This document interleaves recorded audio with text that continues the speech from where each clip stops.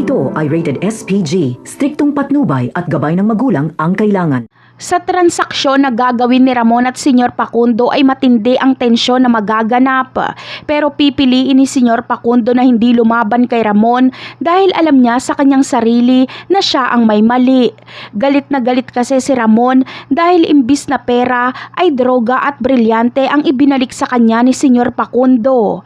Ganun pa man ay kakalma dito si Ramon dahil ayaw niyang masira ang kasal ng kanyang anak.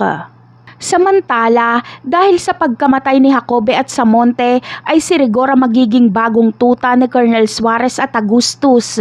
Wala siyang magagawa kundi sumunod kahit iligal pa ang ipapagawa sa kanya. Dahil kung hindi ay si Colonel Suarez mismo ang magpapakulong sa kanya. Kahit anong tanggi ni Rigor na wala silang relasyon ni Lena ay baliwala dahil si Roda mismo ang magkikwento kay Colonel Suarez.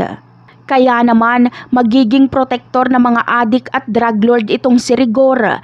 Dito na masisira ang pagkakaibigan nila ni Mando. Tuluyan ng masisira ang prinsipyo ni Rigor bilang matuwid na pulis. Ganun pa man ay mapapakinabangan niya naman ito dahil lagi siyang may parte sa ibibigay ng Red Phoenix.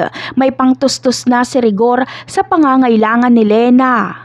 Sa ibang eksena naman ay kaawa-awa nga ang sasapitin ni Camille. Sa tindi ng stress ay hindi niya nakakayanin at mahihimatay na lang siya.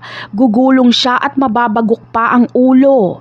Ngunit dito na kaya mamamaalam si Camille at ang kanyang ipinagbubuntis? Sino kaya ang makakatulong sa kanya? Sana ay madaanan nila tanggol si Camille para madala nila ito sa ospital. Siguradong makikilala siya ni Tanggol na asawa ni David. Kaya abangan na lang natin yan. Bye!